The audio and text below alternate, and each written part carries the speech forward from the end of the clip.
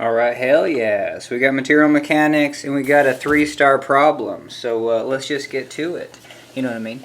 And man, I mean, any problem with a lot going on, I messed it up. You know, the first time I did it, I got the answer. I got 2 times the answer, but that ain't bad. You know what I mean? As long as you're on the right track.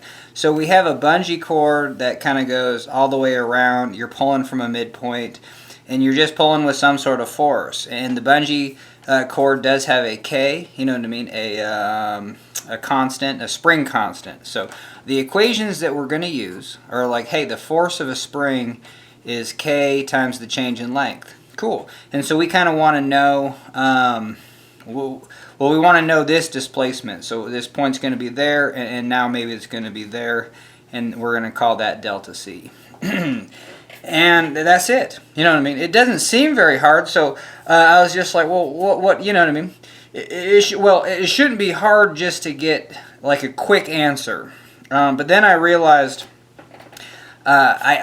you should always take a complex problem and make it simpler. And had I done that, I wouldn't have fallen into the trap that I did. Because the trap that I fell into is I just tried to make it simpler by saying, hey, let's put the spring right here and here, and we're going to go just up and then down, and then here's going to be our point P, where there is no angle. You know what I mean? So then the tension in so a free body diagram is going to be, you know what I mean, 2 T's going down for our tension, and then 1 P going up for the load. So that's going to be P is equal to 2T. This is summing the forces in the y direction. They have to be equal to 0 because we're holding a statics. We're observing no acceleration, so all the forces have to be equal. Anyway, so then you get the tension in the cord is just P divided by 2 in this case. And so how I ran into the trap, yeah, let's figure out this trap, because I was just like, okay, well, this cord has an elasticity, K. And what the hell did I do next? Oh yeah, I just said, well, let's just say these individual lengths, length 1, length 2, those are going to be equal to each other. The whole cord, it says, is 760 millimeters. And our K is 140 Newton per meter. So we got to take, 760 goes to 0.76 meters. Half that is 380. So I just said, hey, let's say this is just 380 millimeters. And then we just need to find, and then we know from material mechanics, this one is just good to spit out. It's change in length, FLE. I don't know, maybe it spells flea if you go from this direction. Anyway, but this is your change in length formula for any material or spring. And you can see why it is for spring, because if we take the spring force, if we take the equation for a spring, it's K change in length. And so we can get this equation to look exactly like that. We have the change in length here. So let's rearrange this. Let's go FLEA is equal to change in length. Okay, so we're getting closer. Hey, this F is right there. So now let's take this LEA and take it to the other side. So now we're going to get force is, if you take this to the other side, the EA goes to the top, divided by L, and then change in length. So these two are equivalent. You should always do this. If you're getting into material mechanics and you're working with this this change in length formula and how it relates to springs, because any chunk of steel, 1-inch chunk of steel, is still just a really stiff spring, and its spring constant is going to be E A divided by L. So if I have a 1 meter chunk of steel with a cross-sectional area of 1 square inch, and then E for steel is 19 million pounds per square inch. So pounds per square inch times 1 square inch is 19 million pounds divided by 1 meter. So I'm going to have 19 million pounds per meter. Well, yeah, in this case, it doesn't matter. The length is whatever you choose. The length isn't a big deal, because you could mix units, because the strain of steel is linear to the length. But maybe that was a bad example. But anyway, so that you could get the spring constant for steel. Okay, so that's all I did, but how I got the wrong answer, it all came down to this spring constant. A spring, like, okay, let's just talk about it so you can kind of see the error that I made. Let's say we have this spring right here, and I say it has a spring constant of 10 newtons per meter. Okay, and now I chop it in half, and now I get it to right here. You know what I mean? What is its spring constant? Well, it's going to be 20 newtons per meter, and it might not be obvious, and it might be kind of tricky to figure out what the hell's going on here, because if we are saying that EA over L is our spring constant for steel, well, guess what? EA over, and we're just going to say 1 meter is our spring constant for steel. Let's say we half it, so then we're going to go EA divided by a half a meter. Well, guess what? This is 2EA. So we just doubled our spring constant. And it makes sense like this. Hey, let's say this is a 1 meter. Let's say there's a 2 meter spring. And I want to change its length by 1 meter. Visually, I could see that. You know what I mean? But now, let's chop it in half, and I take this 1 meter spring and try to lengthen it to the same position. You know what I mean? Never mind. That's a bad example. That is a bad example. But let's say I do change its length by 1 meter. So in this spring, I have to change its length by 1 meter. Hey, it's not too big of a deal because the percent, you know, it's not doubling in length. But if I take this short spring and change its length by 1 meter, it's doubling in length. So that's another visual representation why this number is higher. Because, hey, if I take it here and I take it a full meter, it's going to take 20 newtons to do that. Where if I took this spring and pulled it 1 meter, well, it's not going to take as much. You know what I mean? So visually you can see that it's not going to take as much, and then it's half as much. So how I got into my issue was I just said, hey, and then, so that's it. So it's like, hey, they said this bungee cord is yay long. You know what I mean? So initially it's 0.76 meters, 760 millimeters. Well, that is the length of the spring. Even if you take a spring and then kind of wrap it around an arc or you know, wrap it around a pulley. Let's say you wrapped a spring around a pulley. The spring still has an initial length. You know what I mean? And let's say then you change its length. Well, you don't just take this half of the length, you know what I mean? You have to take the entire length of the spring into consideration, and that's where I didn't. I just said, well, hey, let's just take let's finish up this one that I messed up. So I'm going to use the force of a spring. Force of a spring is equal to change in length. K change in length. And so I'm going to rearrange this for change in length. Change in length is force of the spring divided by K. Cool. And now I'm going to say, hey, my change in length is going to be this tension. I'm going to say change in length is equal to the change in length of spring we're going to call this 1 and we're going to call that 2 plus the change in length of 2. And we can use this formula. It's going to be the tension in 1 divided by K plus the tension in 2 divided by K. And then so I said, well, the tension in 1 and 2, that's going to be P over 2 divided by K plus P over 2 divided by K. Hey, look at that. That's going to be just P divided by K.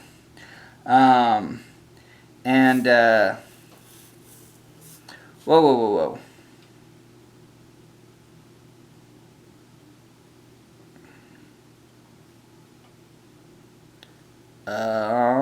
Let's see. Oh, I gotta take a pause. I don't even know if that's the way I did it.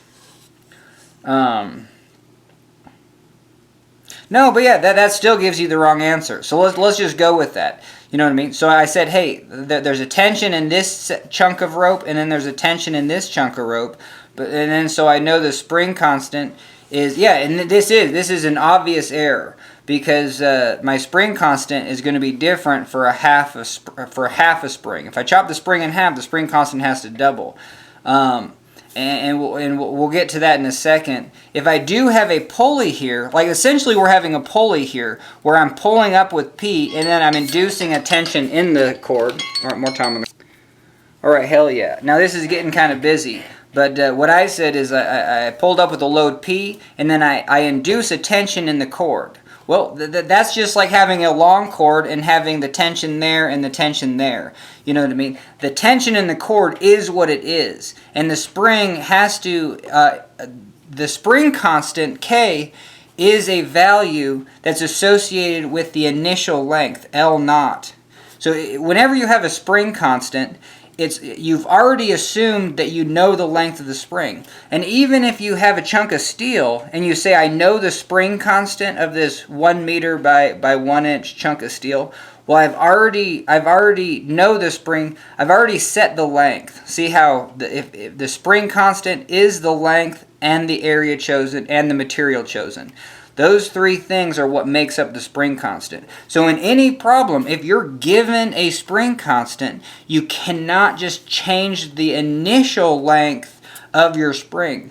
But you can. If you do, then just know that you're going to have to double the spring constant. And it might not be, you might not understand why, but if you go back to F is equal to E, the spring constant is EA over L. Yeah, double L. And then because it's in the denominator, it'll bring that to, or no, half. If you cut the length in half, 1/2 in the denominator multiplies the spring constant by 2.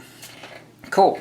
So yeah, so that was the error that I did. So how would you do it normally? Well, you would say, hey, this load P is inducing a T. T is equal to P over 2. So we're inducing in this setup, the simplest setup, the tension is just going to be half of the load. So P is 80, so there's going to be a tension of 40. So on this length initial, we're going to have a tension is equal to 40 and then a spring constant of 140. So the actual change in length, taking this equation, force of a spring is K change in length. Rearranging, change in length is force divided by K. Well, that's just going to be the tension, which is P over 2. So we got tension divided by K. You can do it P over 2 divided by K. But that's going to be 80 divided by 2 divided by 140. Let's type that in.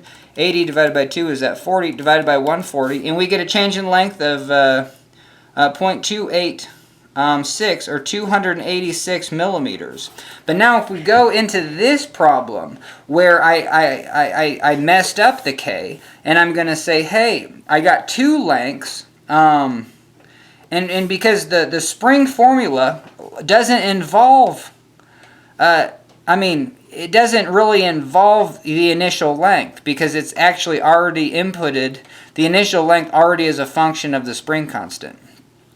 So when we just double it, well, I said, hey, P over 2 plus P over 2. So now in this, I'm going to get, I'm just going to get 80 over K. 80 over 140. 80 divided by 140, and I get double. I get 571 millimeters. And so that's initially, and then energy. So now let's get a fresh sheet of paper, for the love of God. So so we messed up, but that's so the simple example that I tried to use wasn't simple enough, and I ran into the problem where K was not 140. In this situation, it would have to be double. If I'm only going to take the length of 380 and say there's a tension in each of these 380 millimeters of cord, then I get that wrong answer. Okay, so now what I should have done is just gone back to, hey, this cord, bungee cord, is 0.76 meters or 760 millimeters. And if I do induce a tension in the cord itself, then I'm going to have a change in length. Based on the spring formula, K change in length, and then rearrange it. Change in length is the force in the spring divided by the spring constant. In this case, the force in the spring is going to be the tension that we find divided by K. So now we got T divided by 140 in newtons per meter, and we're just all ready to find the tension. And if we go to our, again here, you're going to get P, and then you got T, and then T. So heck yeah. P is equal to 2T, and then you got T is P divided by 2. Cool, it's 80. It's a half of our initial load, so it's going to be 80 divided by 2 is 40. Cool, let's throw that in. So we got 80 newtons divided by 2.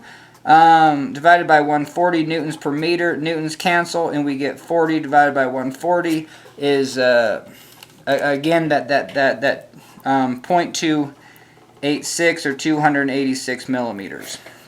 All right, and now this kind of question says, well, what's the energy that's stored in the spring? Well, we can kind of just do a general idea that energy is going to be force times distance. So this is okay to write. You know what I mean? It kind of should be in vector form because it's the force in the direction of the distance that you're measuring. Obviously, we're just measuring the distance one way, so you could be like. But anyway, what I like to also write this is force average because you're kind of doing calculus at this point. So it's the average force times the distance, because anytime you're working with the spring. So here's our initial spring. Let's say we just put like 1 pound of force on it. Hey, we get a little change in distance. Now let's put 10 pounds. Hey, we get to this change. And now let's put 100 pounds. Hey, we get over here. And let's say P is 100 pounds was going to be our max. So we have P max 100. Well, now do we just get to use that as our energy? Is that going to be the force times the distance? Well, no, because to get this little distance, it almost took no force. You know what I mean? And so you have 0 force there and 100 force there. And so you kind of have a diagram that looks like this. So your average force for this entire thing is going to be 50. And your distance is measurable. So you could say, hey, we're going to do an average force of 50 pounds over a distance of 1 meter. Cool, now you know your energy. And all energy is just force times distance. That's the units, force and distance. You know what I mean? These would be odd units to use, pounds and meters. Typically what you use is newtons, newton meters. That's 1 joule. Okay, hell yeah. But you have to use average force. So let's do that. So if we said, what would we say? Oh yeah, just even. Yep. Oh. And even in this, we got 2 different things going on. We have the energy of a spring. If you have a spring and then you say, hey, what's this change in length? The change in length is that distance of this energy. So the energy equation, hey, that is the distance. You know what I mean? This distance is your change in length. And then the force is just the force max divided by 2. We've already shown that. So for this, so we're going to get 2 different things. Because it's asking, what this elongation is. Well, we're just trying to find the elongation of the actual spring, and then we can go back to geometry and figure out what it looks like on that. So based on just this spring alone, this bungee cord, seeing an elongation of 0.286 meters, that's going to be our D. And then the force that it took is the tension in the spring. So we're going to have energy is equal to tension divided by 2. That's equivalent to force max divided by 2, which is basically just force average. That's the average force. I mean, you're doing quick calculus in your brain. So don't let this 2 get confusing when you see a lot of energy equations. That's why you see 1/2 mv squared. You know what I mean? It's because they did calculus. With the spring constant, it's 1/2 kd squared. They already said that it's exactly what we're just doing right here. Okay. So we got the force max divided by 2, and we're going to multiply it by the distance, and that's going to be this 0.268. So let's just do it, and we kind of get an answer, for the problem itself. And I'm a little slow with this, but yeah, the tension in the cord was only 40. So the tension in the cord was 80 divided by 2. So the tension in the cord was 40 newtons. See, now your mind's kind of like, well, we already divided the total P divided by 2. Sure, so we got this kind of funky geometry going on. But still, the tension in the cord is only 40 newtons. Now, the cord started out with 0 newtons, and then we got to a max of 40. You know what I mean? So that's why there is a halfway. That's why your force average is 20 newtons in this case. It's this 40 newtons divided by 2. Now multiplied by the distance, which is 0.286 meters. And see, newtons per meter, let's calculate that, get more time on the clock. All right, hell yeah. So we're finally calculating energy kind of for this system in kind of a simpler way. So we're going to do 40 divided by 2 times 0.286. And we get an energy of 5.72 newtons per meter. And for the and see, when I messed up, I just got twice this. I got 11.44, and we already went through why that mistake was, is because you can't just cut a spring in half and use the same spring constant. And if you learned anything from this video, it was that. And then it's always good, you know what I mean, we're always dealing with steel and wood and concrete, but hell yeah, it does have a spring constant. It's just EA over L, and as long as you built it a certain way, your A doesn't change, your length doesn't change, and your E is a constant due to the material. So hell yeah, you locked in the spring constant for whatever that member was, whether it was a cable or a loaded beam, even just a stud in a house. All right, and let's go to the back of the book just so you don't think I'm lying to you. And we got 2, 7, 12. So we got 2, 7, 12. So yeah, they came up with an energy of 6.55 joules, which is significantly less. So now, I mean, this is a good place to just be like, hey, I've already kind of took their complex problem and got an answer of 5.72. Oh, I'm sorry, our answer was lower. So why did they get an answer that is higher? And, you know what I mean, let's roll up our sleeves and let's write these in. So they got 6.55 joules, and we got 5.72 joules. And here's, anytime that you get angles and you're dealing with like ropes, especially ropes at angles, if you're a climber, you know that 120, see how this is a obtuse angle? It's greater than 90, kind of like a 90. Well, it's pretty close to 90 actually. I didn't draw it very well. But let's say this was 60 degrees and this was 60 degrees, and I weigh 150 pounds. The load in each of these anchors, you know what I mean, and then I have a rope, you know, of webbing going to each anchor. Well, these are going to see also 150 pounds. And it's because, hey, if this is our angle, the sun is shining, hey, this is your sine and component. Cool. And this is your cosine. That means that this is your cosine component right there. Well, the only thing that can actually hold up my 150 pounds is this cosine component of this load. They're just the vertical component, whatever the angle is. The angles could be over here, and this could be the sun shining. But we chose this as 60. Sun is shining. This is your sine and component. This is your horizontal component of the sun. You know what I mean? The horizon of the sun. And then this is your cosine component. So we have 150. And so you would have, let's see. Well, let's just assume it's 150. So here's your vector. So we would have 150. What do we say? Cosine of 60.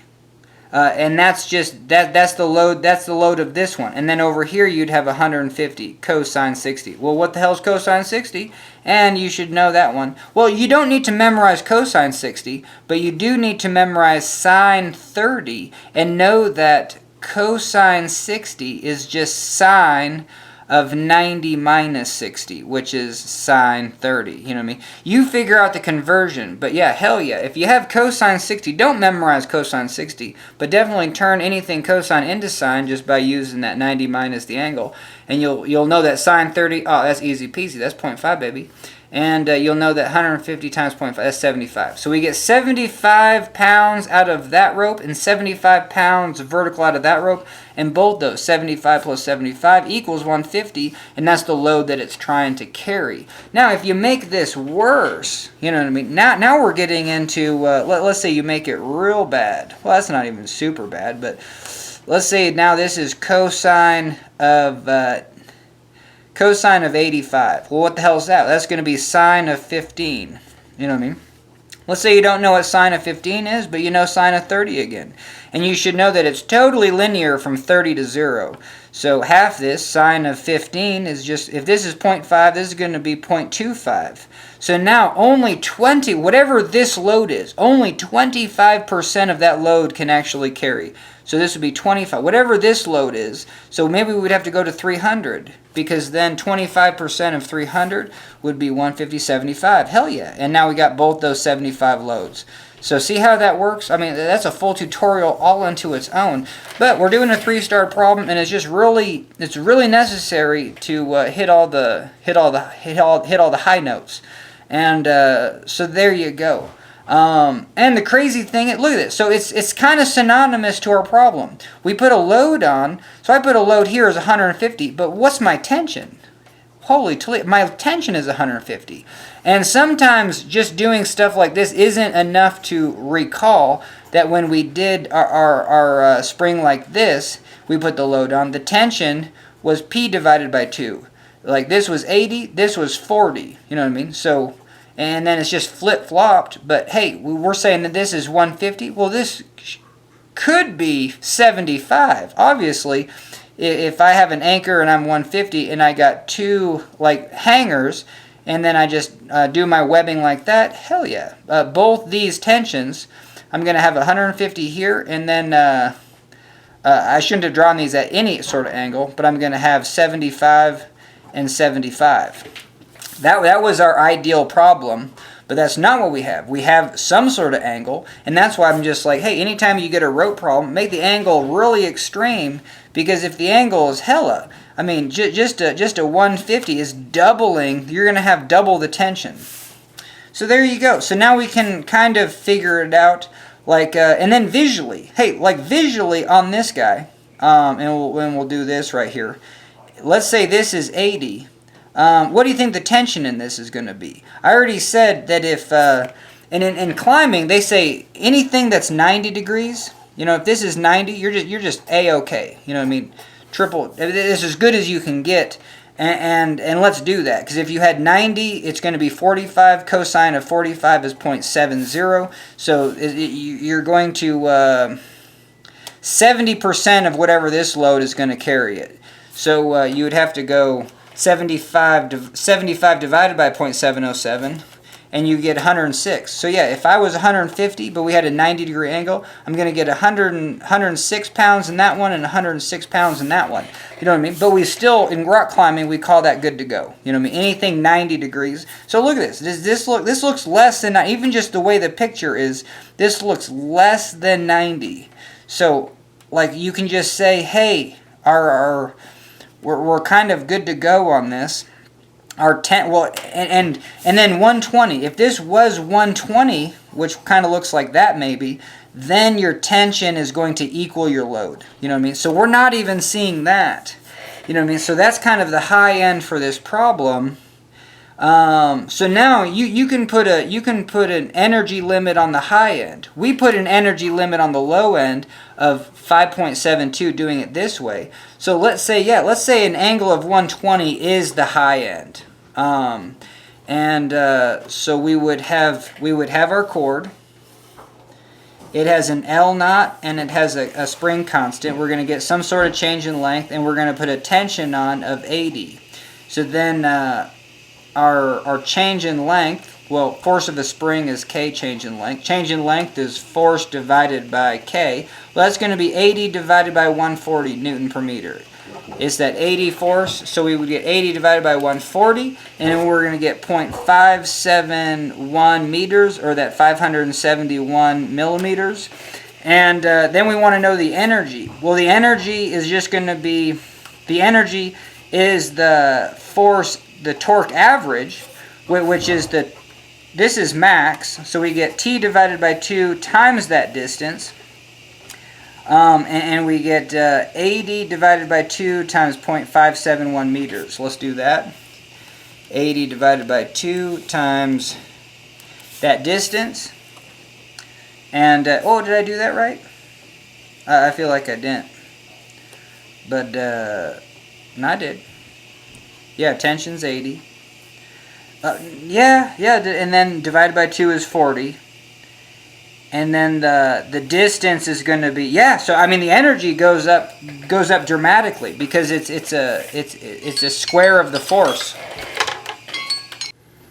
All right, hell yeah. So the energy for this was 22.9 joules, you know what I mean? So the worst case scenario, or if we made like a terribly designed 120 degrees, obviously that's bad, our energy stored in this would be 229 joules.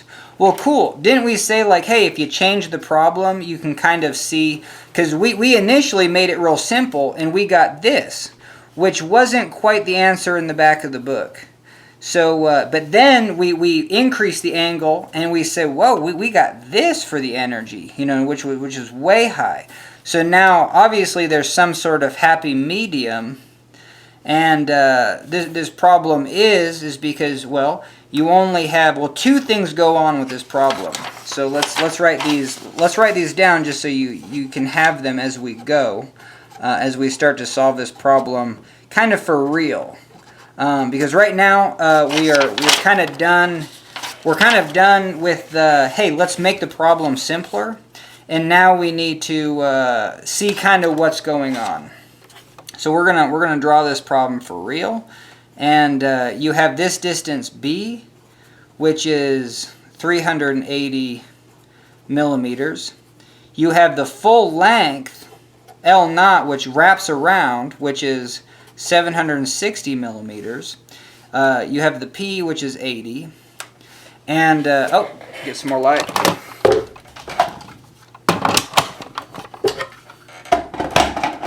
All right. Okay, and then you have this initial angle, which they don't give it to you, but you have to figure that with geometry. So this problem's real good because it really helps your understanding of sines and cosines. And there's many different ways to use them to actually get to angles. So if this whole length is 760, we're going to divide that by 2, and we're going to get 380. Oh, okay, so then, hey, this is also b. You know what I mean? So these sides initially are 380, so we're going to get 380 millimeters here. And then this right here, just half of 380 divided by 2, that's 190 millimeters. So now, even just right here, you have enough to find this angle theta. You know what I mean? So, I mean, I consider this, some of these I don't memorize from heart. What I do memorize is if you do have like a vector that's at an angle, you know what I mean? And we do know this is 100 pounds, or I guess, yeah, let's do 100 pounds. You know, make this sun is shining. The vector at an angle is always going to be the biggest number. Like whether you don't know this is cosine and this is sine yet because you don't know what angle you're taking, just know that these are going to be smaller than your vector. Sine and cosine are always numbers between 0 to 1. And as percentages, they're 0 to 100%, and that percentage is of this full vector length. You know what I mean? So for engineering purposes, this is just 100%. You got to memorize that. And I do the whole sun is shining on the sinin. But if you say this is your angle, hey, the sun is shining on the sinin, and then that means this is cosine. So, all right, hell yeah. But then I call it kind of like middle school, where you're just like, oh man, what was sine of an angle? Well, just go back to it. Sine of an angle is equal to adjacent over hypotenuse. Now I should have done this more in engineering than I did. I mean, I don't know any other way to actually do it. You know what I mean? And then cosine of an angle is no, I even wrote it wrong. Is opposite. Yeah, sine is always opposite. Sun is shining on the opposite. You know what I mean? So this, you know, kind of gets them all. But you can, yeah. So anyway, cosine is adjacent over hypotenuse, and but then even here we can do. So if you know both of these, you can do some introspection and say, whoa, okay, if here's my angle, I know the adjacent part. Or you can say, hey, I know the cosine part. Because I can still say, here's the sun is shining, here's the sinin part, this must be the cosine part. And I can say, okay, I know the cosine part and the hypotenuse. So I'm just going to say cosine of the angle is the adjacent part, 190, divided by 380. You know what I mean? So there you go. And you could try to do it all in one go. I'm trying to get better all in one go, because if we rearrange this just to find the angle, well, that's going to be, and I need to, like in Excel, they call this arc cosine, the arc cosine of an angle. It's whatever angle you get. Anyway, I don't know how to say it, but I call it inverse, but I think I'm saying that wrong. You know, inverse cosine. I'll have to, you know, like, yep, one divided by cosine. Yeah, if I just say this is cosine, yeah, oh, this is great. This is a whole tutorial on the fly that I can just, you know, use what I know, because I know that 1 divided by cosine, that would be inverse. I'm going to call that inverse cosine. Yeah, because yeah, this is inverse arc cosine. So maybe maybe I do need to just call this arc cosine. Or maybe there's another way to say it, but 1 over cosine, well, that's dumb, because that's just 380 divided by 190. And does that give me anything useful? Hell no. And yeah, so cosine to the negative 1, well, I mean, I know what cosine of the angle squared is. That's just cos squared of the angle. Even that I do not like, but yeah, cosine to the negative 1 is just 1 over cosine. So yes, I think I am saying it wrong. Inverse cosine, it's not inverse cosine. It's arc cosine. That's just hard to say though. But but anyway, so there you go. Yeah, if you just flip flop these, you'll get the inverse of cosine. That's not going to help you get the angle. But if we take the arc cosine, and there's got to be another way to say that. It's just not so. The arc tangent. So this is arc tangent, arc cosine, arc sine. I guess I'm just going to say it like that until I get it right, since I'm officially not going to call it inverse anymore, because I've just proved to myself. You know, you're not going to teach yourself unless you can just prove to yourself, you know, very simply. If you have to go watch a YouTube video just to like remember it, then that's not going to be very useful. Just use whatever you know, mislabels you use, and just get on with life. But okay, so hell yeah. So we're going to do inverse. See, I'm just going to say, yeah, I'm going to call it inverse cosine. I think everyone knows what the hell we're talking about. But inverse cosine of 190 divided by 380. Now, I was getting back. Could I have just done that, like, right off the bat? If I knew that this was my angle, I did the sun is shining, cosining, and then I need to figure out what the hell this angle is, and I'm going to do inverse cosine of 190 divided by 380. And I think I can, because inverse cosine of 380 divided by 190 is a nonsensical thing to me. It'll still give you an answer, inverse cosine of 380 divided by 190. No, it doesn't. Yeah, thank goodness it doesn't. Yeah, because this is nonsensical. Because like I said, hey, cosines are fractions between 0 to 100%. They're fractions of 1. They're, you know, some number between 0 and 1.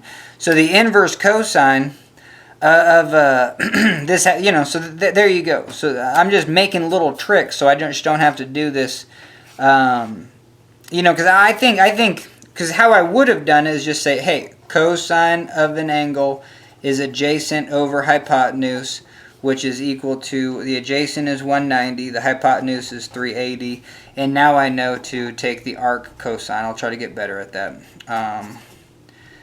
Cosine is, I mean, the angle is arc cosine of 190 divided by 380. But that's what I call that middle school, just because there's so many steps, and as an engineer, you don't want to be wrong. It is very good to double check yourself, but you should be able to. You're not going to keep up in an engineering lecture, especially at like higher levels. You know, even just watching like lectures on YouTube. If you're not, whenever they say the word sine and cosine, if you just say, oh, I don't know what the hell they're, you know, it's just a number, and you don't have any reference that it's like a fraction of a whole, or you know, which one it is, like, hey, because here's the angle and this is the vertical part. But like I said, if this is your angle, the sine is not necessarily always the vertical part. This is the sun is shining. This could be the sine component of phi, you know what I mean, this angle. And just good representation of a 90-degree angle. Call one theta, call the other phi. I think a lot of textbooks do that. And there you got your representation of, hey, phi is just theta 90 minus theta. That's going to be your other angle. All right, sweet. More time on the clock, and let's do some more. All right, heck yeah. So in the next 10 minutes, we're going to actually solve the problem kind of for real. And let's get this going. We already said that, hey, what was our angle? So let's just throw it out there. It was going to be angle is inverse cosine of 190 divided by 380, which is inverse cosine, sorry, arc cosine of 1 divided by 2, and that's just going to be 60 degrees. You know what I mean? And you can just see, hey, this is B, this is B, this is B. You have an isosceles equal-sided triangle, if I'm saying that right, and you're going to have 60 degrees because all those 60s has to equal 180. 60 times 3 is 180. Okay, heck yeah. So you got our angle. And so now let's do our free body diagram. If this is P, so we have P straight up, and then you're going to have 60 degrees. Well, not necessarily, because even if this is the free body diagram, here's your two tensions, and then this is my angle right there. You know what I mean? So if I want the vertical component, it's going to be, because I'm saying this angle, theta, is 60 degrees. The vertical component is the sun is shining on the sinin. So let's do the sum of the forces in the y direction is 0. That's going to be P. And I could just do P minus the two tensions vertically. But if I'm just going to do minus, I might as well just say they're equal. Already take them to the other side of the equation. I mean, so real fast, if I didn't do that, I would be P minus t sine theta minus t sine theta is equal to 0. But I'm just going to do it real fast and say, hey, P is equal to, hey, I have two tensions and they're equal, so I'm just going to do t sine theta. Because again, if this is my angle, sun is shining on the sine component. So if this tension, like I said, we already just talked about that, is the vector, it is the larger number, and it has a component in the vertical and a component in the horizontal. They're going to be smaller numbers. And sine and cosines are always smaller numbers. But now which one to use, cosine or sine? Well, here's the angle, sun is shining on the sine part. Cool. Now you rearrange this to find the tension. Tension is P divided by 2 sine theta. See, now we're just good to go, and we can figure, and now we have that same length, initial, L naught, and we're gonna change its length because we applied a tension. So now we can find that by the spring force. Spring force is K change in length. Change in length is force of the spring divided by K, which is the tension in the spring divided by K. And we say the tension in the spring is P divided by 2 sine theta. So we're going to do 2K sine theta. And now we can say 80 divided by 2, 140 Newton meters, just to get some, and then sine of 60. Cool. And what the hell does sine of 60 mean? You know what I mean? Because sine of 60 is 0.866. Well, that means 86.6% of this tension is holding against the force. Like I said, if your angle is real crap, it's only going to be 50, because sine of 60 degrees, if this was a 120 degree angle, you would have 60 degree. You'd have 30 degrees here. You'd have 60 here, 60 there, and 30 here. Sine of 30 would be 50%. And only 50% of this tension could hold P. You have two of those, but yeah, then that's when P is equal to the tension. We already went over that, so we're having less angle. So we're only 86%. The tension isn't 86.6% of P. No, it's the tension is whatever P is divided by... holy Toledo. Hopefully I'm getting... Yeah, whatever P is divided by 86.6%. So P divided by 0.866. And you're going to see I'm going to run into just a little hiccup here. 80 divided by 0.866 is 92 newtons. That 92 newtons is held by the two tensions, so divided by 2. The tension in the cord is 46.18. You know what I mean? So if you just had one, if you just had 40 newtons up, but then to hold that back, you had an angle like this, this would have to have 46.2 newtons. You know what I mean? Because that's what we're dealing with. Here is your 60-degree angle, and only the sine component can hold back that 40 newtons. We got two of these things going on to hold back the 80. But yeah, going back to if you had 80 here and then two tensions like this, yeah, these would be 40 each. We're seeing that we're getting 46. We're seeing 46.2 in each of those. So definitely higher, you know what I mean? Not hugely higher, but like I said, our answers weren't too far off doing that. Our first guess was this, and we got 5.72 joule. Answer in the back of the book was higher, so then we made our it real steep and crappy, and we got a huge amount of energy because a small force really increases the tension. A big increase in tension due to a spring has a big change in length, and so here's our change in length. Our change in length is force divided by K. That tension divided by the spring constant. The tension is this equation due to the P, due to geometry, and we get 80 divided by 2 divided by 140. Oh, and this is another quick tip. You know what I mean? I used to do this. I used to go 80 divided by parentheses and then put all this crap in parentheses. You know what I mean? If you just know how your calculator works, you can go 80 divided by 2 divided by 140 and then divided by sine of 60. You know what I mean? I think it's faster, and it's just fun to do something a little bit different. But there you go. So now our change in length is going to be 0.3299. I better write it like that because we got 330 millimeters. So there you go. So we got 330 millimeters of change in length. So now we're going to use our energy equation. Energy is equal to force average times distance. So that's force max divided by 2. This tension is max. You know what I mean? This is after we applied the tension P of 80. We're seeing this amount of change in length. So our energy is half that times the change in length again. So it's 0.3299. And, you know, if you've done these energy problems, you can already see what's like, whoa, we just used change in length. We just solve for change in length. And then we use that solve for change in length into this energy equation and put it right here. You know what I mean? So you can see, let's just do that. So the energy equation is going to be your force max divided by 2 times your change in length, which is force max divided by K. You know what I mean? So this is 1 force max squared divided by 2K is what we're just doing in 2 steps. You know, you could do that in 1 step. And you could say that this is also, the energy is also 1/2 KD squared. You know what I mean? That's 1/2 K change in length squared, where change in length is, and this is going to blow your mind, is force divided by, we already did it, force divided by K, all that squared, K, 1/2. Well, what the hell do you get? You get the same thing, 2 forces squared. I know my writing is real small, but you do get it. You know what I mean? You do get 2 forces squared. There's 1 K in the bottom because this is squared. That one goes away, and you get divided by 2 again.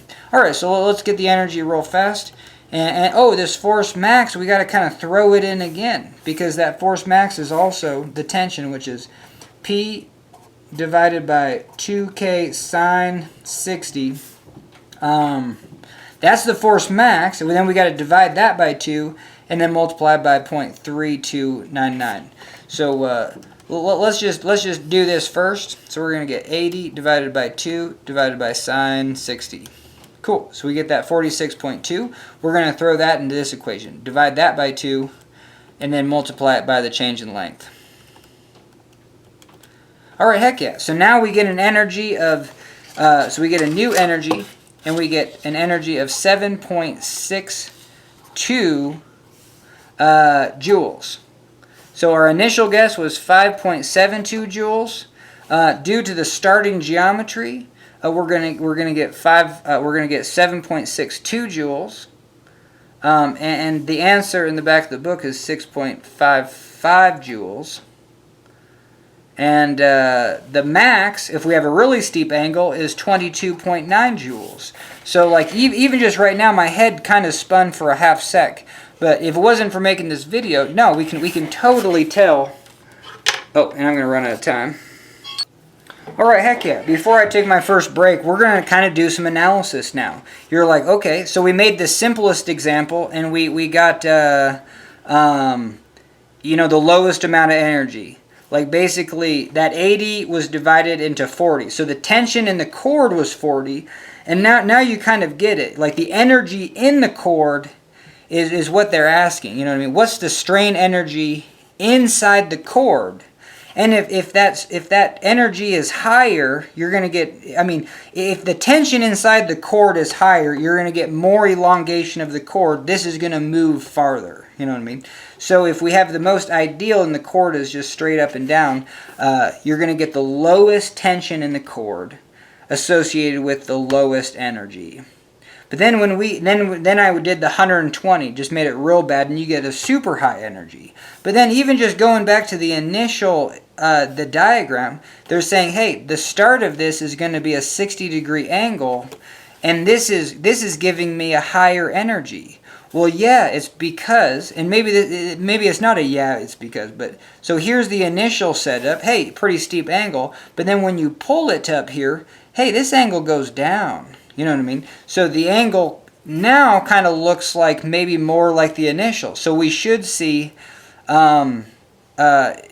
if we, there's a lot of, in structures problems, you're not going to have a whole lot of change in, like if you're pulling on a rod with some load, you know what I mean, it's stuck to the ceiling, your change in length, your delta, whatever, is just always really small. You know what I mean? So small that if they say this is 1 meter, that's the way you do the problem. You know what I mean? You just assume that didn't really affect anything. But whenever you have angles involved, you know what I mean? Once we put this load on, it's not going to look like this. This is going to be B plus, you know, kind of the change in length divided by 2. You know what I mean? So then that's going to make this angle steeper. And if we have a steeper angle, the tension in the cord is going to be less. Because let's just do that. Let's take 80 divided by 2 divided by sine of 60. And now we're going to take that same equation and go 65. Well, now we went from 46 to 44. Now let's go to 70 degrees. And now we're down to 42. So now we're almost really close to this idealized setup. So yeah, so I mean, that is going to be the heart of this problem of like, well, the first is just like, sure, knowing that, yeah, this is going to generate a higher energy. And so, I mean, the first thing that I just did is I just kind of guessed. I was like, well, if this is 60 degrees, let's say the thing like stretches out to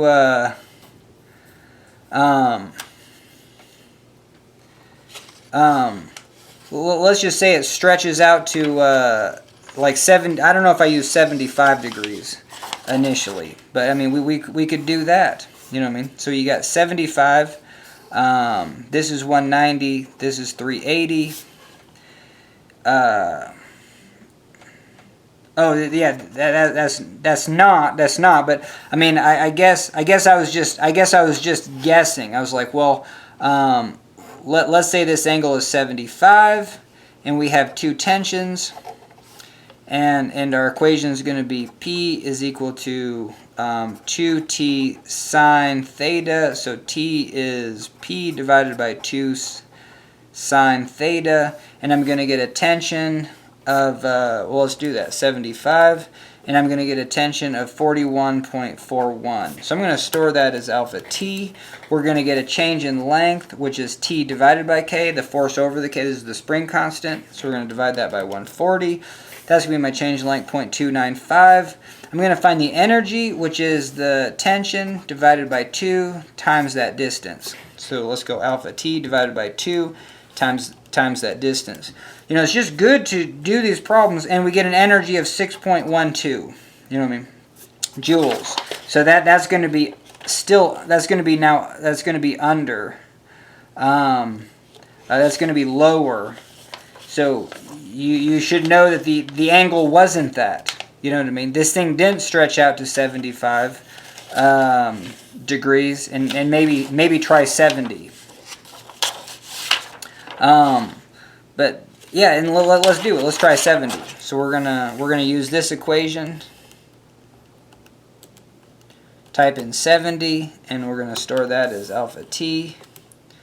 We're gonna go that divided by 140, and then we're gonna go alpha t, the tension, divided by 2 times that change in length, and we get 6.47 joules.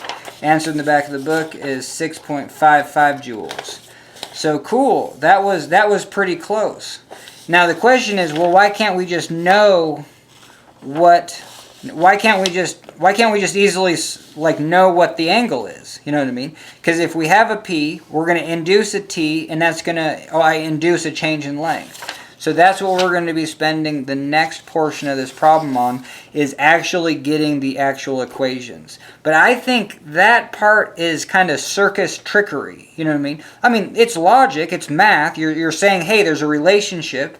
I mean, you're using logic, you're using equations, and we're using, forces, force balance. But at that point, you do lose a fundamental understanding of what's happening in the problem. So that's why I always do the problems with, like, hey, let's do the easiest things first, and then when we actually use the equations, we're not just, making drawings on the wall that have no meaning. So, all right, so I'm going to take a little break, let my camera cool, but when we get back to it, we're going to start to actually get that equation. Well, we want an equation, like I said, we want to find that theta final. Because if we know theta final, we should know the change in length. And if we know the change in length, and if we should know the tension in the cord. And if we know the tension in the cord, we should know the energy. So we should know both the energy and the change in length final. Cool. And we just did by guess and check and using the back of the book. By changing the final change in length, we were able to get pretty close. So we know our answer is pretty close to 70 degrees. The final angle should be 70 degrees. Cool. All right, and let me take a break, and we'll get back to it.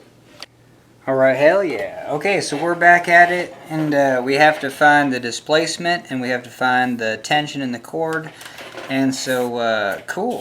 So let's do this. I don't even know where to begin, but essentially we're going to I don't know what should we do first. We could do theta initial, and then and then it's going to be taller, and we're going to do theta final. Okay, so theta initial, we already know that that's going to be 60 degrees.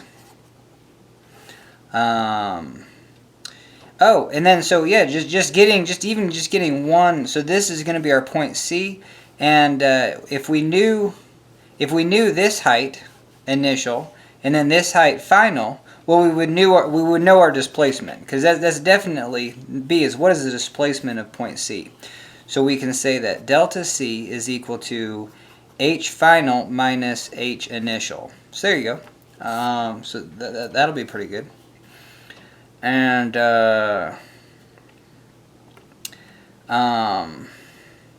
so here we got H initial. We just need to find H final. Easier said than done, because H final, I mean, just as is going to be some sort of relationship. It's going to be proportional to the length. So it's going to be proportional to the initial length plus the change in length. So whatever the change in length is.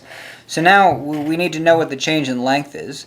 And we got that spring force. So force of a spring is K change in length. So we can, so see how we just got an equation that was something we don't know. But then we said, hey, we can get, we know that this is related to length initial, which we know, and then change in length. So we write another equation that says, hey, this is a spring force, and this is going to get us change in length. If we know the tension. So change in length is going to be tension in the cord divided by K.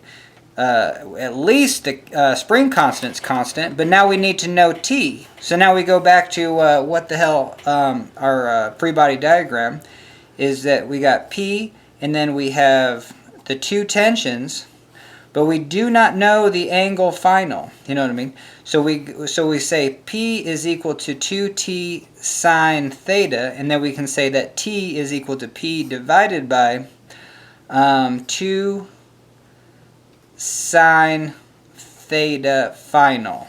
Cool. So now we have, so this was our change in length. It was due to T, and then we said, okay, T is a function of the angle final. Cool. And then we said that if we knew the angle final, we would know HF. So let's do that. So we're going to say that the two things that we know here is this is 190, because we already know that this is 380, and that this would be the initial. This whole thing, the whole tension in the cord, is going to be the initial length plus the change in length, and then if we take all that divided by 2, that's going to be this part, the hypotenuse. So we can say that, and then, you know, as an engineer, you should be like, well, what is this? I know something about, here's the angle, sun is shining, or what do I need to know? Well, I guess there's two equations here. No, let's see where we left off. We said that if we had the tension, we could get an equation, or the tension has to be due to the change in the angle. And we need to know what HF is in terms of the change in the angle. So let's do that. So HF, can we do this all in one go? Is equal to, yes, is equal to the, here's the sun is shining on the angle, so it's going to be equal to sine or I'm sorry, it's going to be the hypotenuse, so L naught plus change in length divided by 2. And let's talk about this. Hey, look at this length. It's bigger number. Look at this length. It is going to be a smaller number. Here's the angle. Is the sun is shining on the cosine. You're going to take the bigger number times the sine of the angle to get the smaller number. You know what I mean? So that's basically what we're doing here. So we're taking the hypotenuse, the initial length plus change in length divided by 2. I think we can see that. Because the whole cord was the initial length. We're going to stretch it, change in length. So that's going to be the length of this whole cord. Divide that by 2 is this half the length. Cool. And then we're going to take that sine theta final. Heck yeah. Now I think there was a easier, like you know what I mean. And then this formula is a function of change in length, which is this, which is a function of t, which is a function of theta final. So let's write maybe one more and say that what's this height in terms of theta final in this angle. Because if I say what's the tangent of angle final, is going to be the opposite, is going to be HF divided by 190. So I could also, I did the problem using this one, but maybe I didn't need to. So maybe I can find a different way to do it. So we're going to say that this HF is 190 times tangent angle final. All right, cool. So HF is also 190 or 0.19 meters.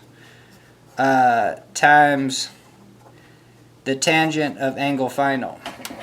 Cool. Or just B over 2. I mean, if we're using straight letters on all this just to get going, so it's going to be B over 2 tangent theta final.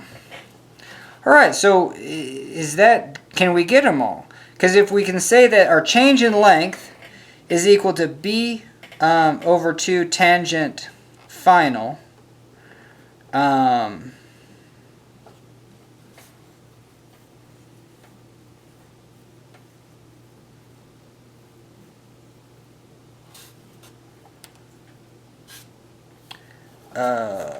Holy Toledo.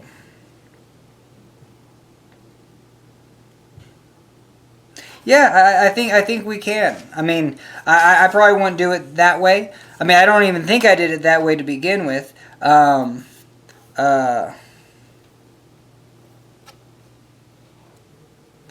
used this one. I threw in h final as the initial length, so it's all this, and then I knew that the change in length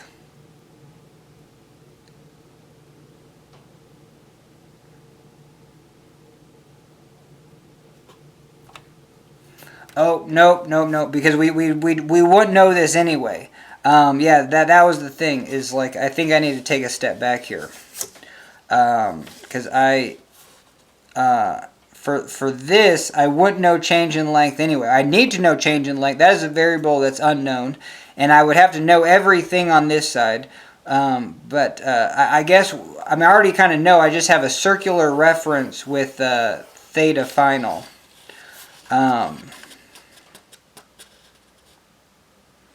Okay, so we're going to maybe pause on... no, we probably should just stick to this. But, man. Alright, I need to take a pause. Alright, heck yeah. Okay, so, yeah. After this, we're going to show that, hey, yeah, obviously we have a circular reference, and we're kind of needing an iterative process. We actually don't need an iterative process if we can get an equation that has just one variable. Even if it's super ugly, we take that equation and put it in our calculator and then solve for where it crosses the x-axis, and then we're just money. So, but I guess the other thing that I noticed by taking just a quick break is that we don't have to find h of f using the angle, this angle. We could say that using Pythagorean's theorem, we could say that the hypotenuse squared minus one of the side squareds, square root of that is that. So Pythagorean's theorem says this. You have, let's say this is ABC. We're going to say that a squared plus b squared is equal to c squared, but this also means that if we're trying to find a, that's going to be c squared minus this b squared, and then square root of that, that's going to be a. So I did that, and that's what I did initially. It didn't really help, because right here I can also say that we just need to get all these things together with one variable. And I think the best way to do that is combine these two equations. So this is a repeat. But we're going to say, and then that's what we said. We said, hey, this height final has to be proportional to the length and change in length, because we're inducing a force in a spring. As you're going to have the spring constant. So then we went through all that, and okay, so let's just put these two equations together. So we're going to have this one maybe first. We're going to go b divided by 2 tangent theta final is equal to... Now it's going to equal this, but now we want to... We don't know what change in length is, you know what I mean? So we just need to get it down to one variable. So now we go change in length is t divided by k. Cool, so let's throw that in. But we see that t is this, so t divided by k is p over 2k sine theta final, and we're going to throw that in right there. Once we do that, then we're going to have an equation that's just based on the final angle. That's it, everything else we know.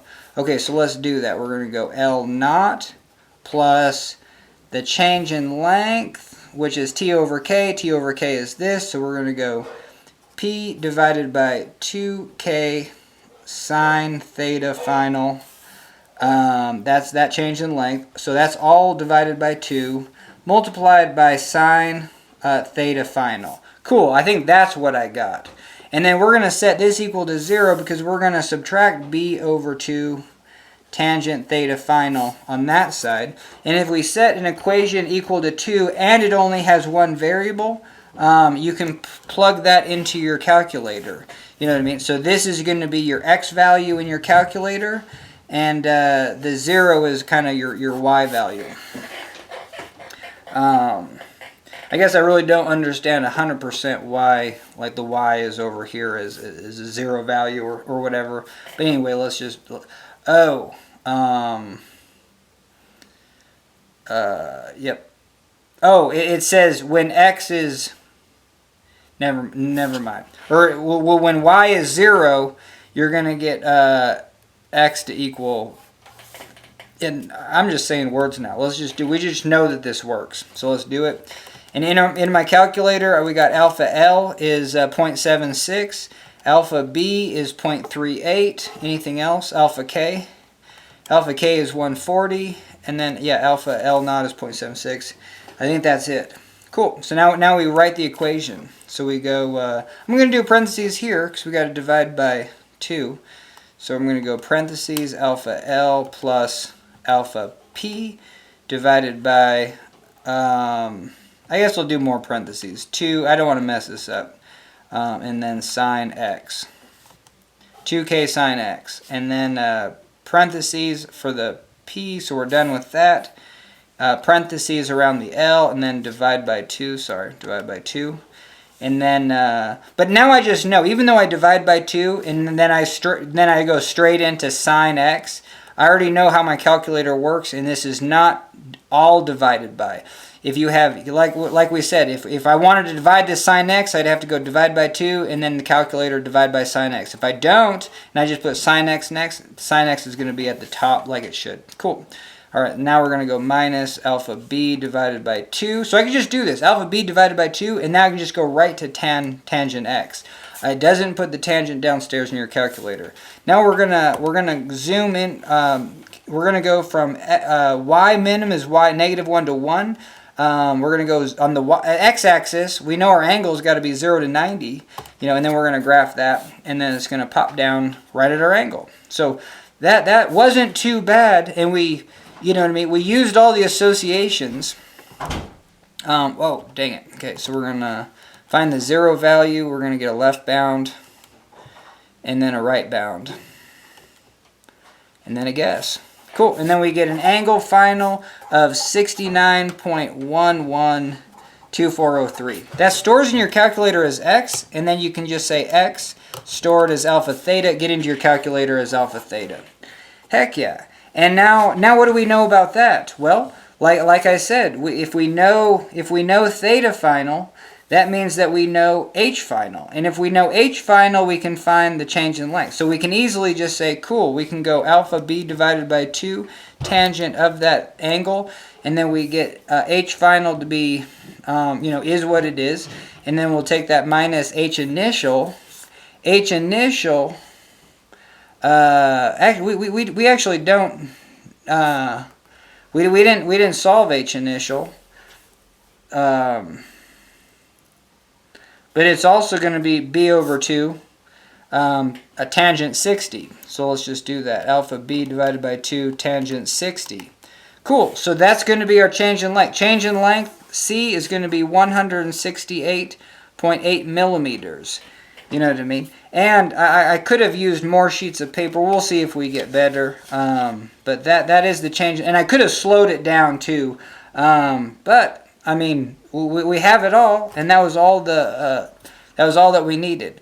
And then so once we get change in C, now it's saying, hey, well, let's say you just take the straight, because we've done a lot of these problems where you're just like, well, let's say this, shouldn't the strain energy just be equal to this load P times the distance that you travel divided by 2? If this is your P max, divide by 2, that's your average force, and you're taking it across this.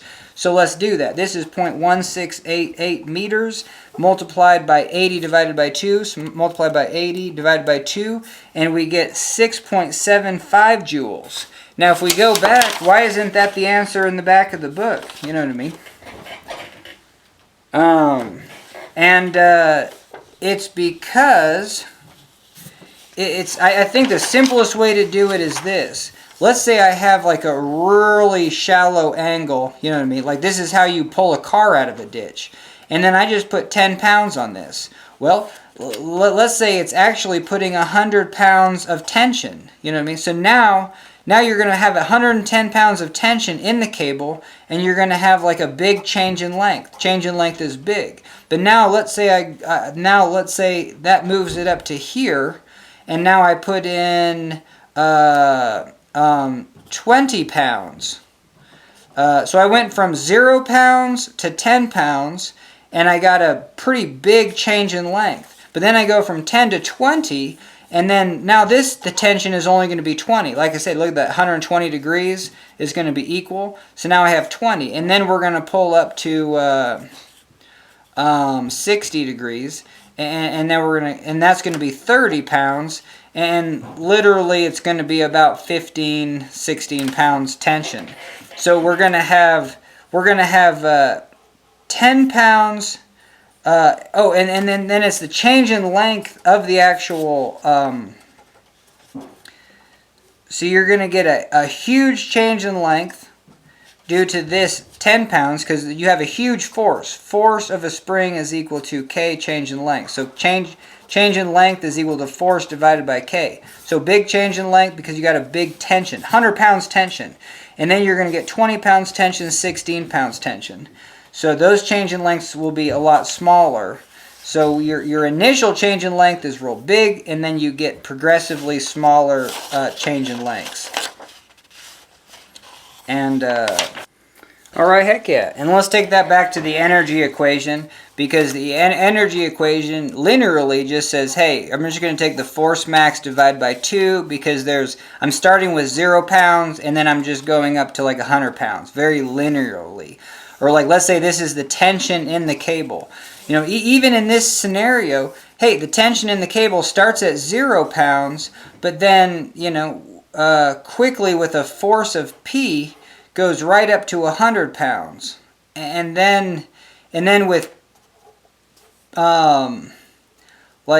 P being max, let's say P max is 30 pounds. Well, let's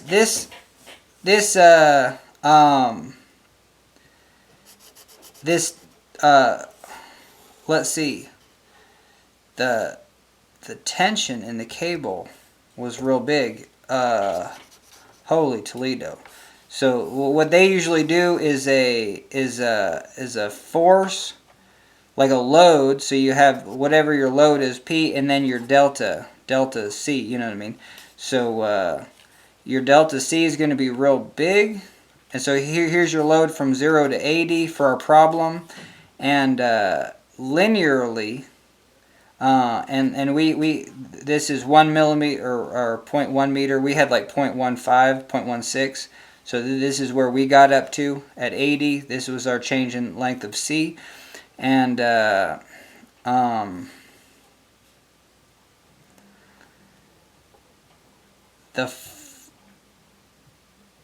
weird.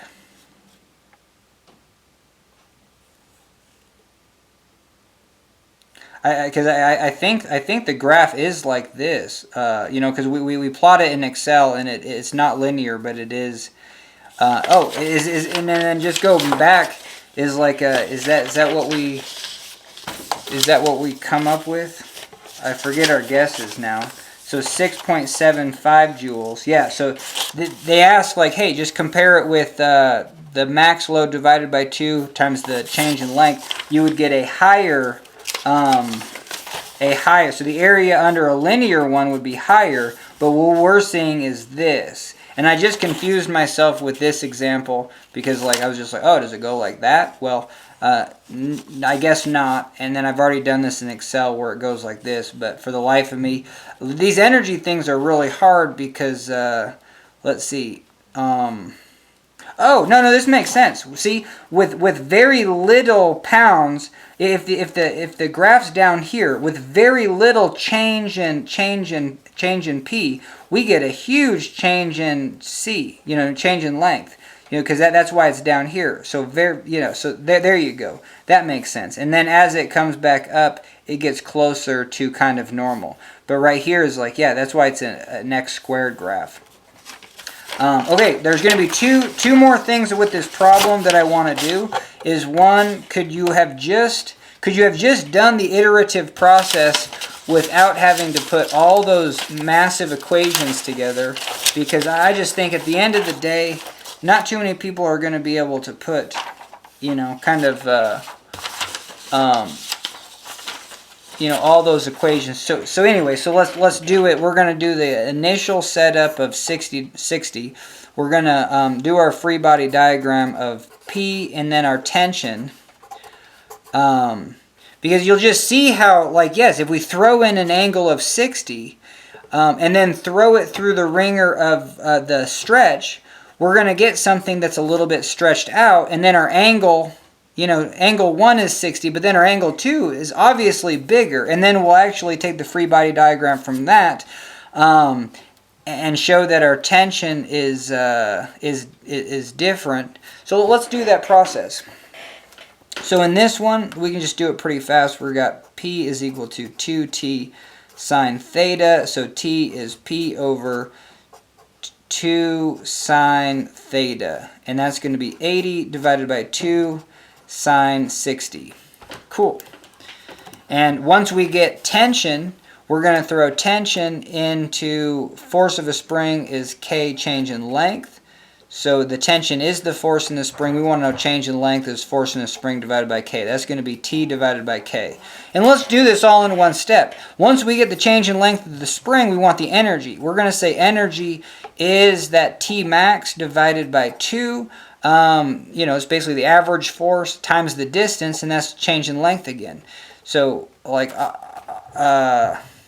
obviously we're just going to throw in T max divided by 2, and then we're going to throw in T over K. Both these T's are the same, so we get T squared divided by 2 divided by K. And T squared is going to be P squared divided by 4 sine squared theta. And then divided by 2K is going to be, so now our energy, all said and done, is going to be P divided by 2, 8K sine squared theta. Cool. And that now we have a theta input of 60. This is gonna this isn't even what I was getting at. No. We don't even have to go this far. But yeah, that's how you can get the energy equation, just, you know, by putting in the equations. But no, all we wanted was the change in length. And if we solve for change in length, that's going to be T over K. So that's going to be T over K is 2K sine theta. There you go. So that's going to be change in length. And once we know the change in length, we know that this whole thing is going to be L. This side of the whole thing is going to be L naught plus change in length. But one side is going to be L naught plus change in length, and then all that divided by 2. And then we go back to what the heck is our angle. This is 190, so we could say our angle 2 is equal to the arc cosine. Sun is shining, this is the cosine of 190, or B over 2, divided by L naught plus change in length, all that divided by 2. All right, so let's do that. Let's try to get a simpler equation. So this is B divided by 2, L naught plus change in length divided by 2. Yeah, so the divided by 2's go away. So our second angle is arc cosine of B divided by L naught plus change in length. Cool. Okay, so and then our change in length is T over K. Yeah, let's do this. Let's just get one equation for this. So we got our second, the angle after we do the initial and say, hey, we thought that's what it was, but no, it stretched out. The angle that we get because we put that tension on the bungee is B divided by L naught plus P over 2K sine theta initial.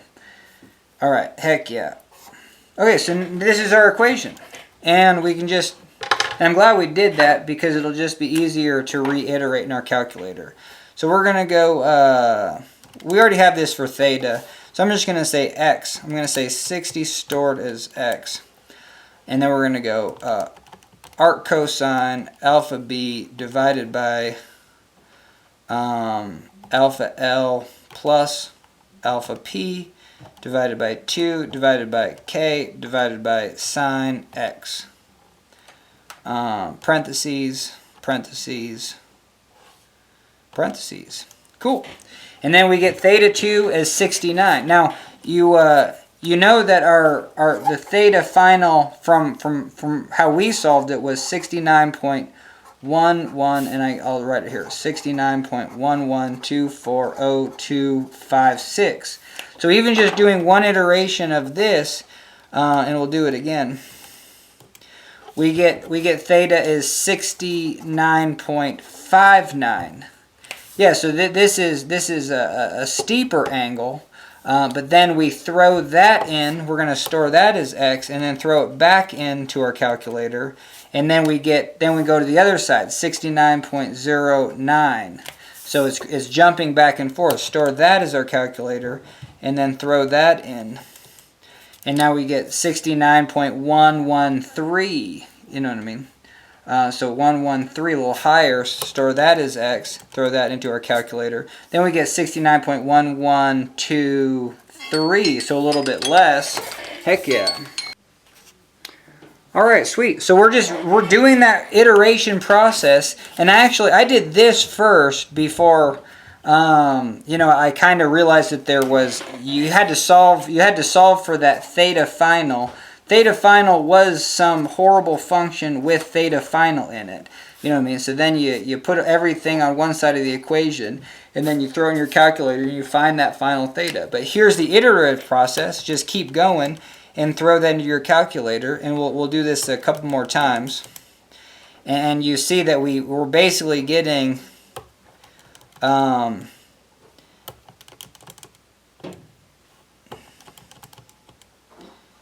there you go. So yeah, just after a few iterations, we're spitting out the same number, and it's this answer that we got. It's the same thing as the theta we stored in our calculator. So heck yeah.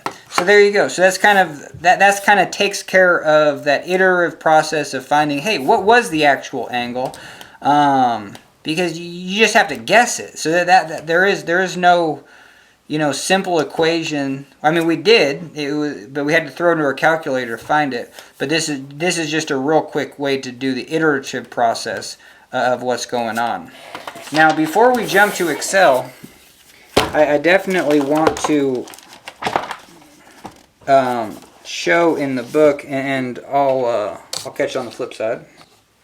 Alright, heck yeah. So in the book, it shows like 2 bars, and you have a force P, and then obviously like this is going to change its length. And now this is a concept of energy. Like if you just have a force in one direction, like gravity. Gravity is just like pulling things kind of in one direction. It doesn't matter. So the work of that force it is, you get that basic equation of energy is mgh. Like even the energy it requires to take a block up into a truck is the same energy that it takes to just take that block and then just lift it that height.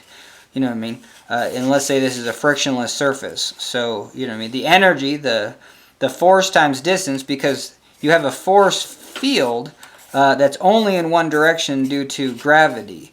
And it takes no effort to slide a block on a frictionless surface this way or this way. It just doesn't take any force. So the only component, so even though your distance is this direction, then you have vectors. At the end of the day, you do the calculus, and it just comes out in the wash, especially curved surfaces. You're on a skateboard park, and you do this. You know what I mean? What's the energy that you can expect on a skateboard? Well, it's just mgh. You know what I mean? Your velocity max is just going to be 1/2 mv squared. Your energy your energy potential right there compared to your velocity right here would be no different than sliding down the ramp. As long as it's frictionless, you know, it doesn't matter the path, your speed right here. Am I getting that right? Well, I mean, your energy is your energy. If you took all that potential and converted it into kinetic energy, yes, your velocity of this skateboarder would be the same as the velocity of a person just continuing free falling if this skateboard ramp was just on top of a building. You know what I mean?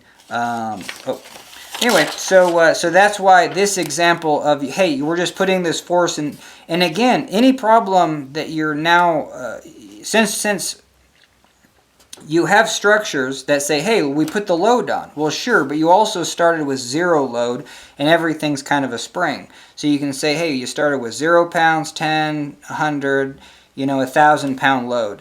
And then that was in this direction. And so the energy that it took was that 1,000 pounds divided by 2, because you're trying to get the force average. That's where this P divided by 2 comes in. And then just the distance that you traveled in the direction of the force. You always applied the force like this. I wish I had some rubber bands, because I've kind of done this one. But if you look at where I got so kind of messed up, because the problem, the 3-star problem we just showed, was that this was a bad representation if these things can elongate by a lot. So, and then, you know, they don't even explain that in this book, and that drives me insane, because you can't just make a generalization and put, I mean, they said, and the only like caveat or warning on this was, hey, you can only use it for one load. You know, you can't have multiple loads on these members. If you just have one load at one point, then you can do it. But there was nothing that said if the displacement is really large. Well, like, because the first problem that they do was, and I guess it doesn't matter whether the displacement is large. But you know, you have this, and they say, hey, we put a load on it, and these are at some sort of angles. Well, if this is a rigid body, like, obviously you're not even going to hardly be able to detect the change in length. You know what I mean? Change in length for steel is like a 2,000ths of you know, it's like 0.002. It's 0.2% of the actual lengths involved. But for our problem, we showed that you could. Oh, and let's do that. You know what I mean? So let's go back to our problem.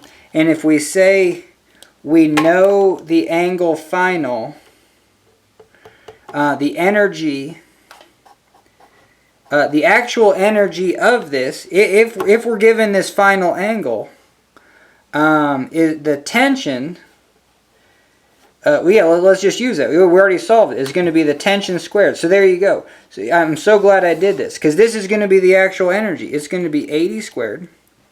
This is really cool. Oh, more light.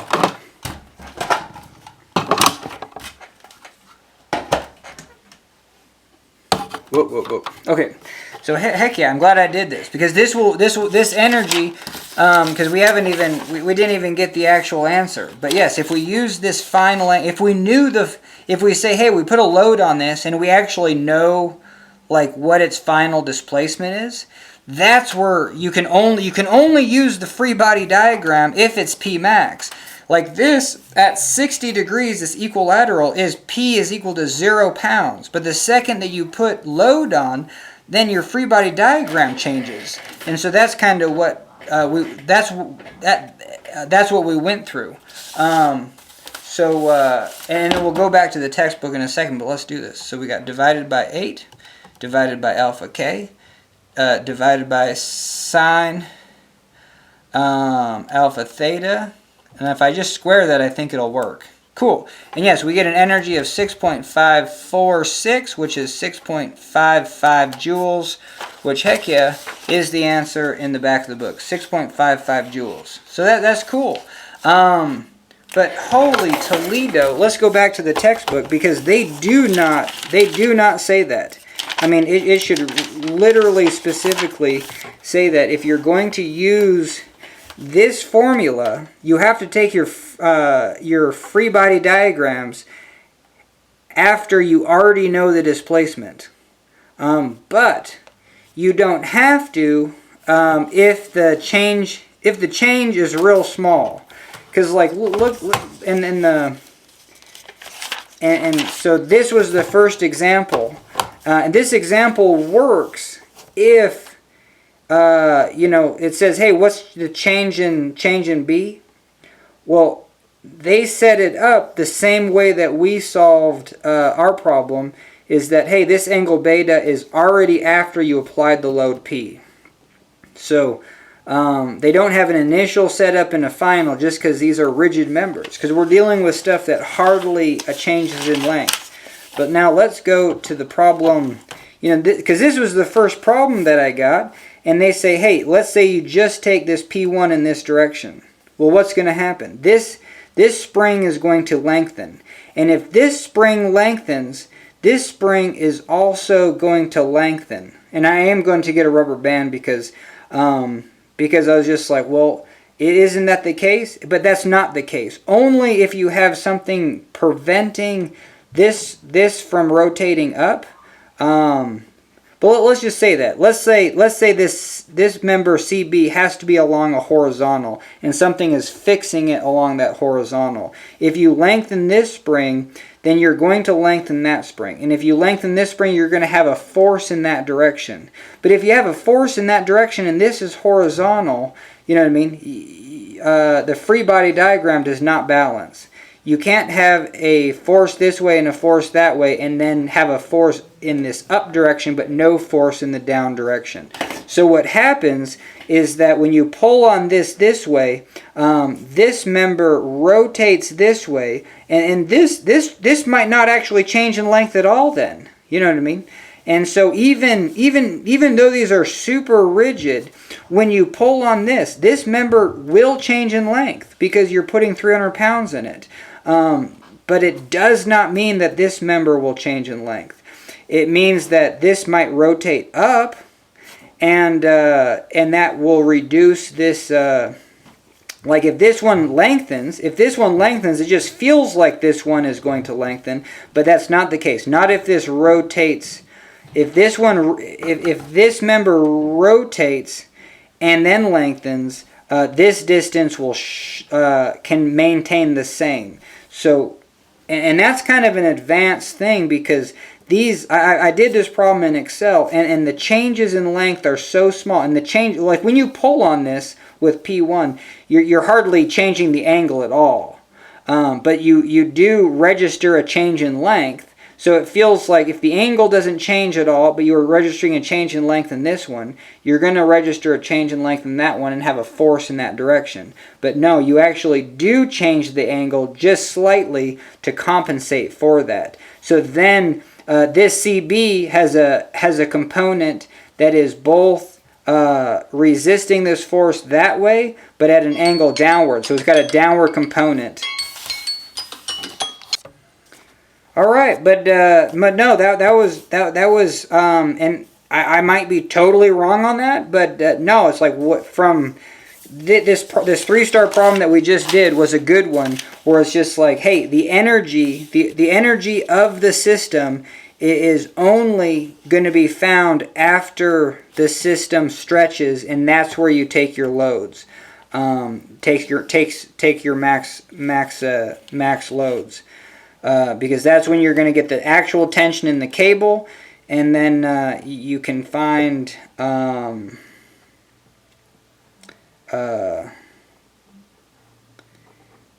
yep.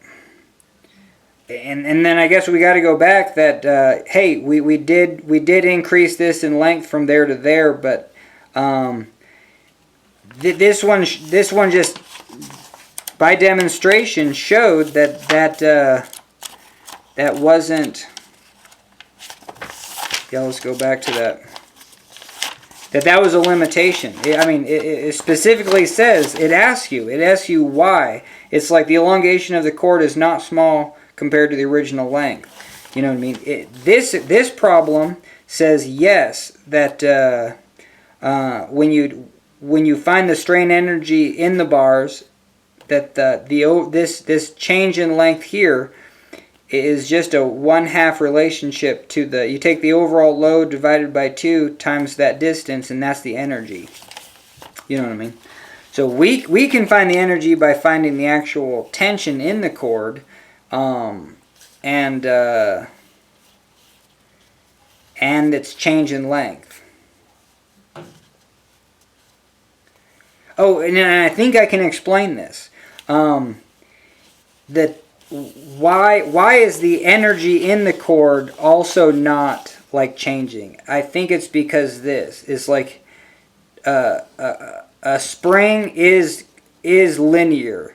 You can't put you can't have an increase in change in length, because at some point you put like a certain force. No matter what force the bungee cord or the spring sees, you will always have a uniform change in length. So the energy of the actual bungee cord itself is very easy to calculate based on T max. You know what I mean? Because then you can just say, hey, the energy is the force times the distance, and that's going to be the force max divided by 2, because that's the force average. And then the distance, because of the energy equation of the spring, is K change in L. Change in L is force over K. That's going to be, so this was force max divided by 2.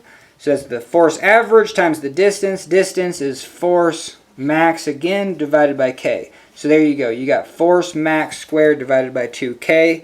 And that's why the energy of a spring is always going to be very linear. You know, that's why you can just take the you can just, hey, by geometry, find that final angle, figure out the tension in the spring, and just know that springs always behave linearly. Where this force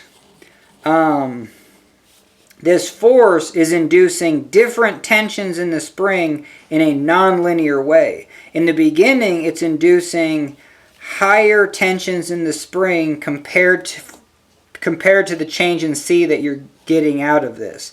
So with a very, or maybe I'm saying that wrong, but with a low force, you're actually getting a bigger change in C. And then once this force gets higher, then the change in C, the rate of change in C goes down.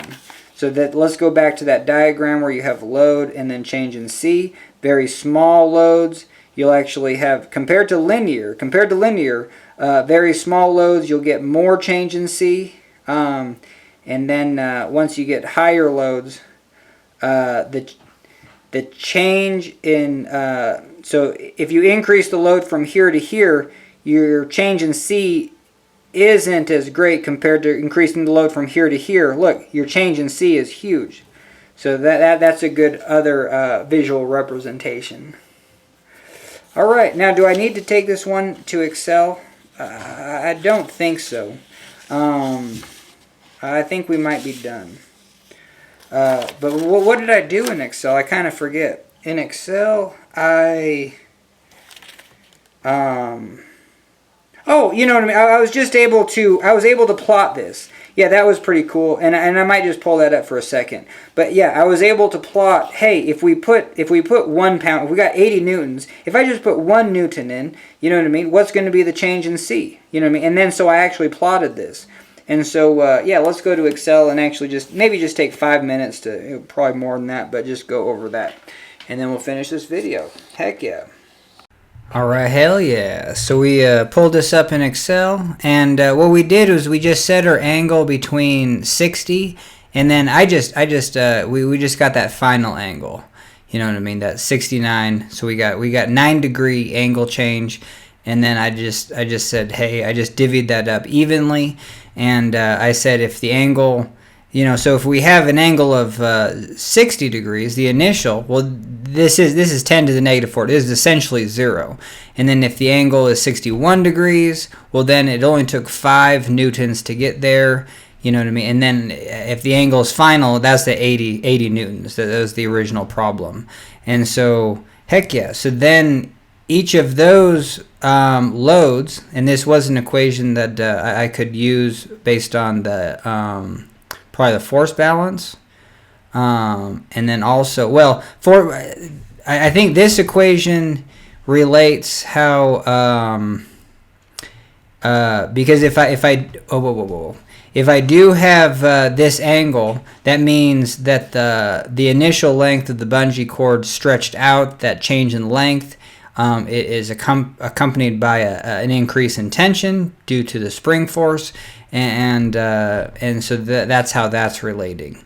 Now, and I can also use another equation that I've already come up with. I'm not showing these on paper anymore, but we can figure out what that change in C is, and then so that's what we plotted.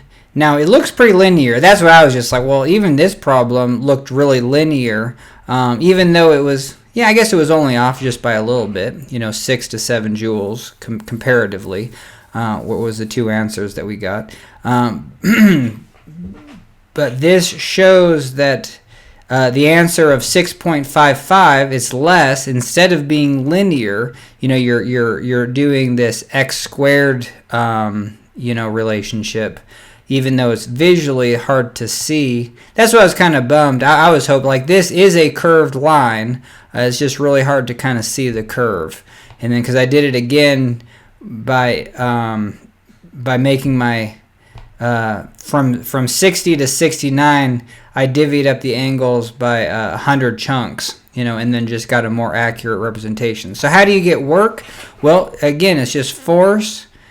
So we had only 5 newtons, but we got this much change in length. So we go over here, and this was 5 newtons, you know what I mean? So force is on this graph, and then this is the change in length, 5 newtons, and I get that amount of change in length. And heck yeah. And then to accumulate the work, I just sum all these. So then the next force, for this next chunk is going to be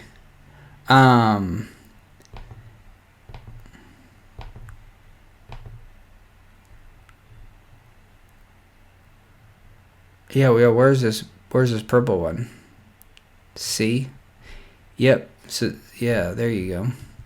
But anyway, so and that's why I divvied it up, because you're essentially saying that, hey, the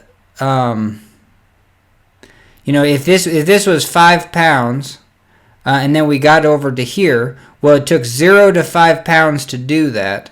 So like your average is I don't know. Yeah. Oh, here you go.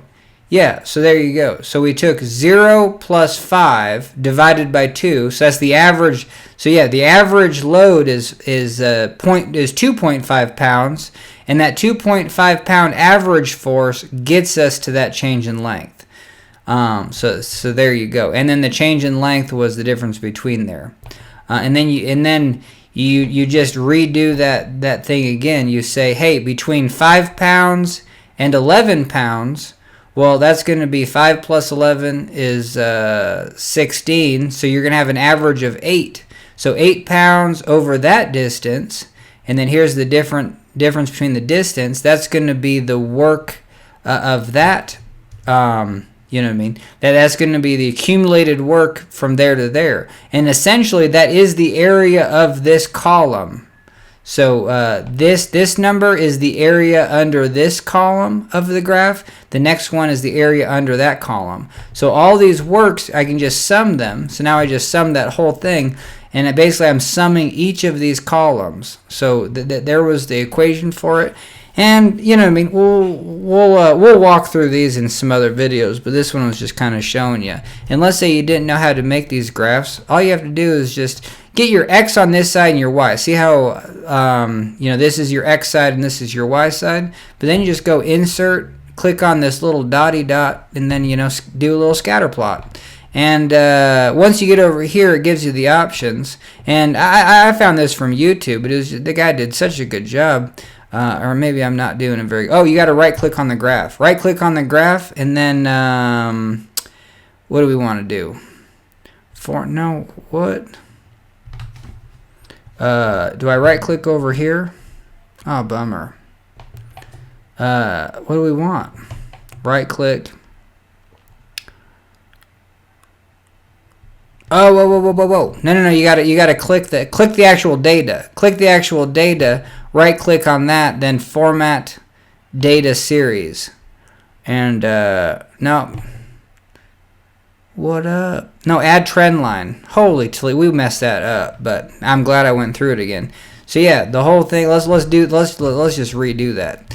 So to get a graph, click on your X and Y, go to insert, scatter plot. Heck yeah, now you got your plot. But if you want an equation, you got to click on the data itself, right click, and then or what do? You just double click. Uh-oh. Now I got the same problem. Right click. Oh, add trend line. Holy Toledo. I'm glad I did that twice.